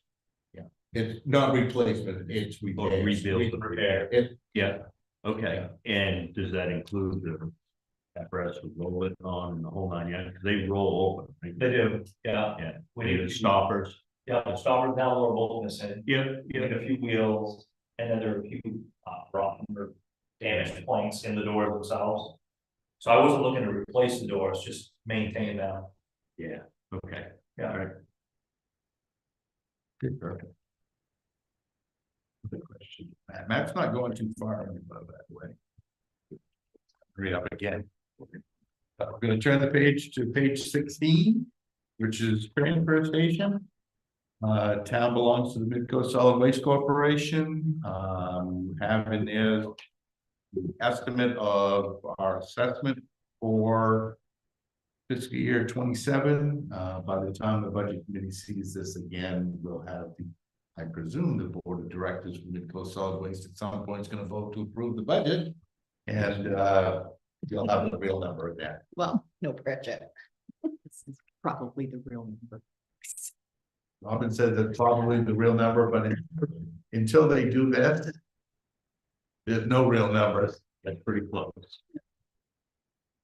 We spend a lot of time on that. That's an assessment to us. We don't have any choice when the Midco Solid Waste Board of Directors sets the budget. We'll get our share. So that's to us. Public Works Harbor, which is page 17. I'm still the harbor master, deputy harbor master. Matt does most of the work and I get all the blame, the credit, which is okay. We're in essence budgeting the same amount for this year as we did for the past year, with the exception of trash removal at the pier, because it's going to cost us more to get the trash removed, but we only budget an additional $150. Can explain any or all of that, but I think it's pretty well broken down in terms of labor, materials, and maintaining guest moorings, and even things connected in internet for the web. Yeah, go ahead. I have a question. Fire. The snow removal at the pier Yeah, is done by who? Michael's With a, truck and a plow. and after reading the pier inspection report recommendations, is that our plan going forward? It's my plan going forward. Even though, You can change the plan if you so desire. even though they call out in the pier inspection report that the mechanism we're using is causing premature aging and damage to the Well, new deck surface. the previous deck surface lasted 30 years with the maintenance and upkeep the same as what we do today. I think 30 years is a pretty good life expectancy for wooden deck in Maine on the ocean, but if you want to do something different, we'll do it. I feel like we've talked about this. We priced a couple years We priced a running. different mechanism back when we replaced the deck, and it was about 10 grand a year to remove snow with a snow blower. So we opted not to, Yeah, but if you want to do that, we'll find something. I hear there's a robot. Well, I mean, is there a way to get our contractor to use a different edge, or, just? We probably look to if we wanted to use a different cutting edge, we'd probably look to a different contractor, because I think he's using what he uses for driveways. I mean, I hear you about how long our previous decking Yep. surface lasted. However, pressure treated lumber is not the same pressure treated lumber today as it was 30 something years ago. Neither are fasteners, and so I'm just. I know. The other thing that I think enhances the deterioration of the deck is sanding. Because you put sand on the deck and somebody drives a car out there or a truck and turns the wheel, it's just like sandpaper. It's just eating it up. But I wouldn't say don't sand it, because if you have a different hazard, it's. Well, I guess I just throw it out to the group, because we spent a lot of money on that new deck surface, and it's kind of hard to look at the Pinnacle Engineering report and ignore it to just do the same thing that we've always done. And so I'm not necessarily suggesting that we do $10,000 for snow blowing, but if Allow the plastic cutting edge or Yeah. a sweeper. and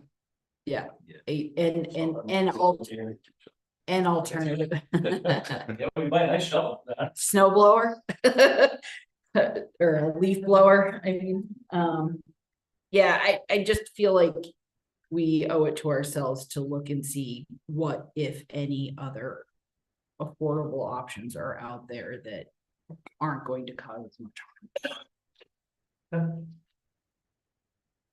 We'll be on it. I can do that. Other harbor operation questions, concerns? None, almost on schedule. Oh, we are. Magically. Well, I'll stop talking. Battery block on that. So we're on page 18, which is Public Works Other. We have with us, Joshua Beveridge, who's the chair of the Recreation Commission. Public Works Other had athletic fields in it, which fall under the auspices of the Recreation Commission.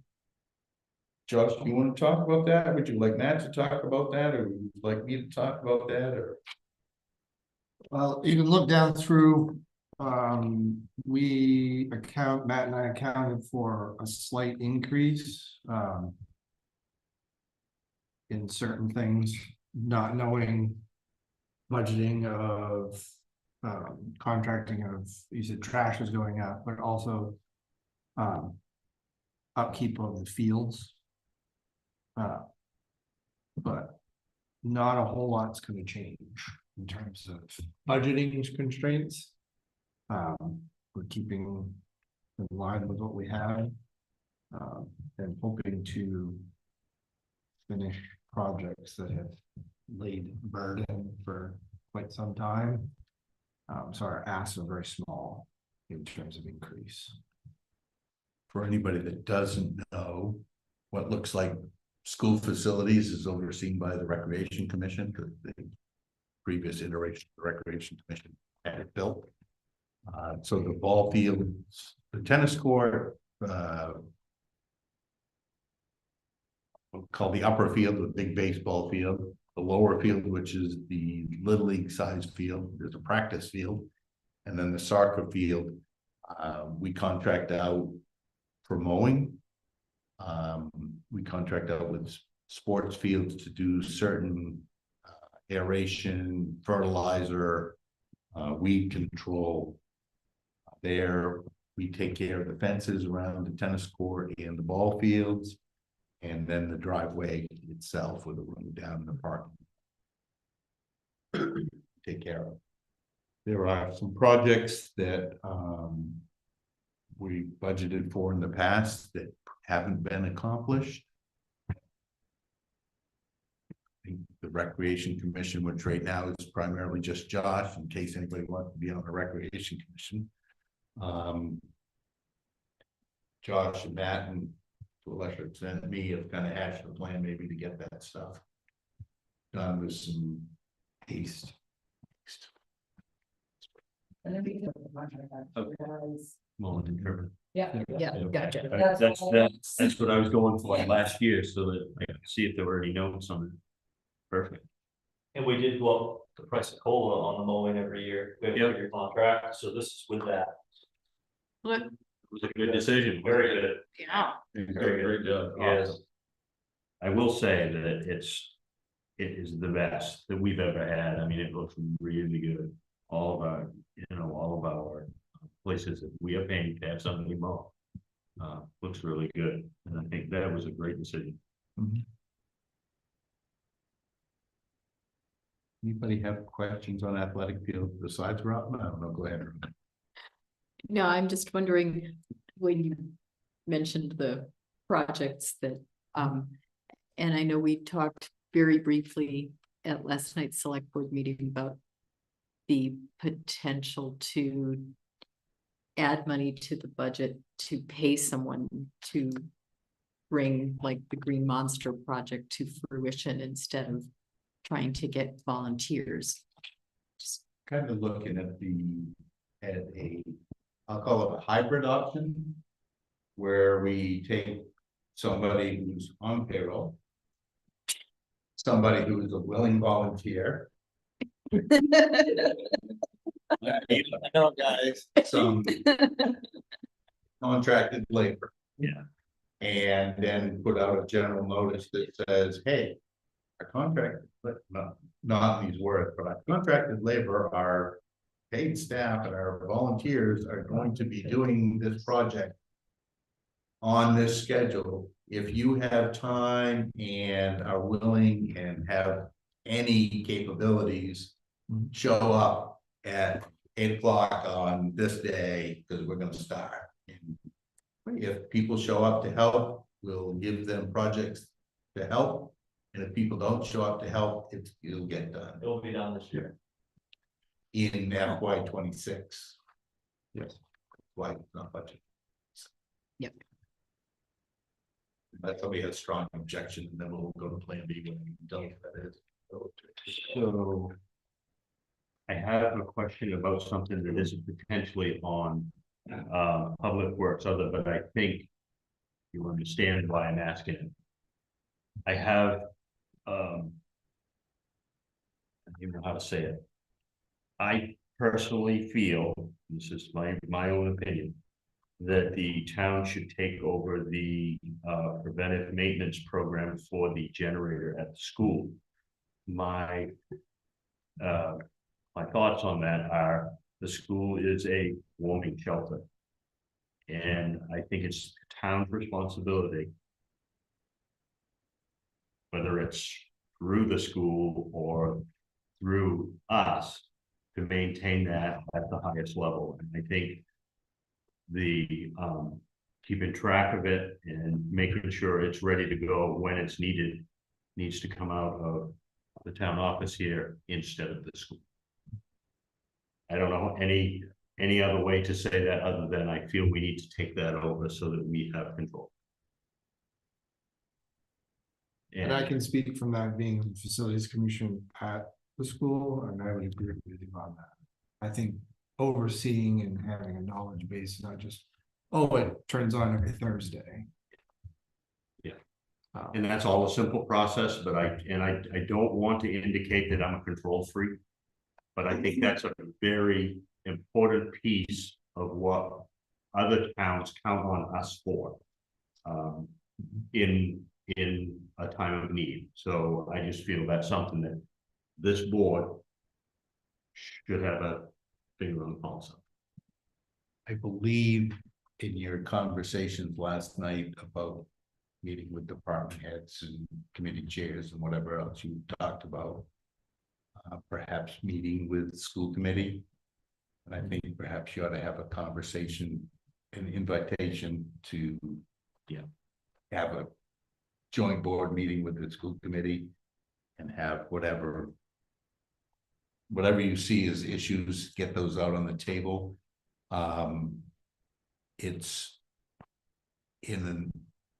I know what you're saying about it being a warming center, but it's a warming center because the school committee allows it to be.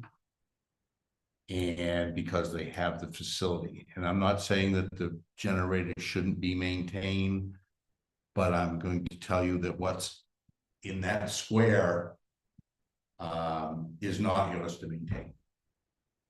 As much as you want to make it yours to maintain. Just, it isn't. The statute says schools are overseen by school committees, school boards. And that's part of the school. If you don't want to make it part of the school, I think the school would have to give it to you. And then they'd probably be happy to do that. You know, I don't know, but you can't just It's like I say said, it is and make it happen. yeah, absolutely. And like I said, it's my opinion. I don't believe it's anybody else's but mine. And I just felt that this would be under Public Works, would be a good chance to mention that. Maybe I shouldn't have, maybe I should have waited and had a conversation with somebody else so we could talk with other people. But I'm pretty passionate about it, so I know you. Yeah, I think it's a good idea. I like the concept of it, but at the same time, I'm hearing what David's saying directly, and I do think we're in a different place.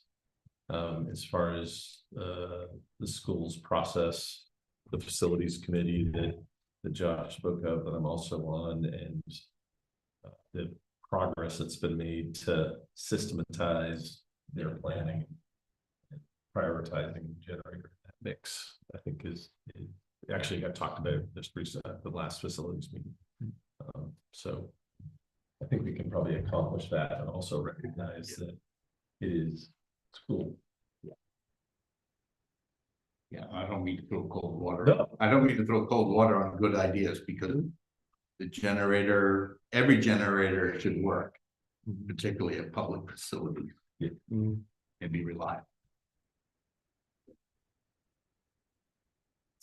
Anyhow, back to Public Works other. Somebody else wants to. We'll go jump to the top of that page 18 and talk about Breezemere Park. Breezemere Park, Norton Pond. Mow the grass in the contract. We have money for emergency dock removal. In case needs to come out in an emergency. Porta potties that we put there. General park maintenance, so if something breaks and we have an electrical meter there. And float launch and retrieval, that's our regular in and out of 5 floats and 2 ramps there. Lincolnville Beach maintenance, again, we have porta potties there, we contract that out. Beach cleaning, we have a contractor that walks the beach on a daily basis and empties the garbage cans, and puts it in the dumpster for us. Daily basis in midsummer, every other day in the spring and every other day in the fall. We can close that down. Spring storm cleanup, if there's any debris on the beach that we need to remove. Maintenance is things like the porta potty building, somehow 5 or 6 clappers just miraculously disappeared this year.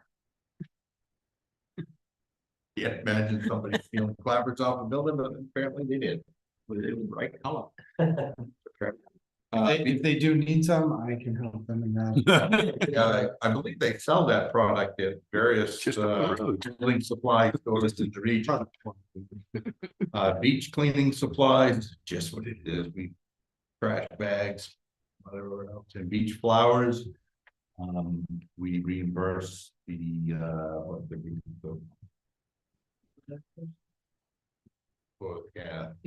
somebody they put the flowers up. Yeah. Yes, The spin-off, the women, or is it the women's group? whoever it is. Yeah, it's late. Yeah, the hours late, we're talking about flowers. So anyways, where Veterans Park guy? Oh, tomorrow. Thursday morning. Thursday. I keep saying tomorrow. See, jump over Veterans Park, septic disposal, we're required to have a contract with a licensed septic disposal facility. We choose Interstate Septic of Rockland. We used to use somebody else and their price went up, so we jumped ship. Duck trap, we put a porta potty there and we do trash pickup, it's covered elsewhere. Penobscot Park, we have porta potty there, we regrade parking lot, vegetation control. Contracted mowing, signage, maintenance supplies, and repairs. And then the solar array, which is at the fire station, we contract the bronze level service plan, so they come and do the inspection and provide us a report, and they also manage our renewable energy credits, which get sold. Last year we got about $1,600 or $1,800 back for selling those, so we're doing okay on that. We skipped over Veterans Park maintenance because the person that's in charge of Veteran Park maintenance will be here tomorrow evening. Thursday. I am. I hope I'm done. Well, if I'm here, I'll be here by myself. Does anybody have questions on Public Works other? As we wrap up tonight, I know the budget committee just received their copies today. Select board received their copy yesterday of the budget. As you go home between now and Thursday evening, if you have some questions that you need answers to or like answers to, or after Thursday, after you hear the whole package, by all means, ask a question. We know we burn through this pretty quickly. And there's a lot of dollars to just talk about. So, On the bottom of the thing, but then put Dan, yeah. is that Thursday? No, you would, we can talk about that right now, if you'd like. We used to have. Yeah. We used to have a Mechanical Dams Committee, or the town of Camden had a Mechanical Dams Committee. Which they, by agreement, handshake with the town of Lincolnville. Allowed a couple members from Lincolnville to serve on the dam committee. We did for 3 years. And several years ago, the town of Camden was looking at some big changes to the dams. Along the whole Watershed Association, or not association, the watershed. The select board asked for some additional information and conversation with the folks from Camden. Which they were rebuffed by. And so we stopped setting aside money for Winterhook dams. The dam committee went away, not by our choice. And we have had that money in Winterhook Dams Reserve for years. To assist, we used to help contribute to the dam control agent cost and the upkeep and maintenance, and we haven't contributed for probably 5 years Yeah. now, and nobody cares. We would welcome conversations with any of our neighbors on any conversation that they wish to talk to us. I think I speak to. But before we pay. For anything, a conversation has to happen, which is why the money's still sitting in there. 'Cause Yeah. they wanted money, but. And that one, Conservation Commission and maybe some others. We asked the voters to carry that one forward from year to year. And we listed it here so that you know.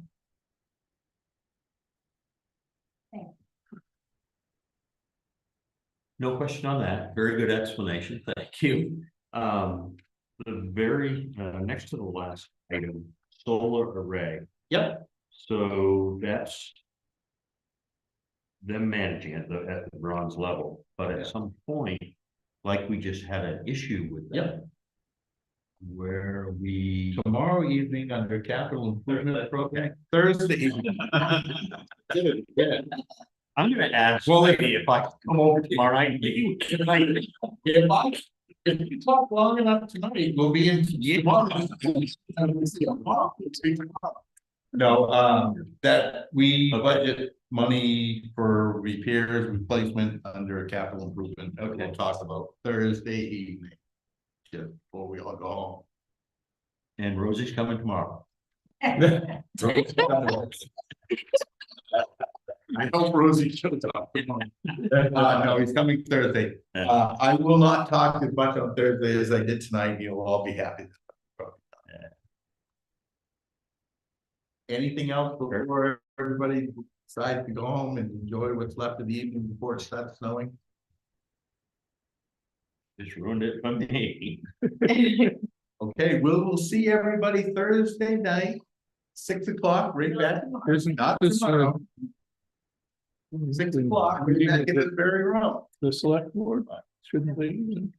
I have a motion to adjourn in a second.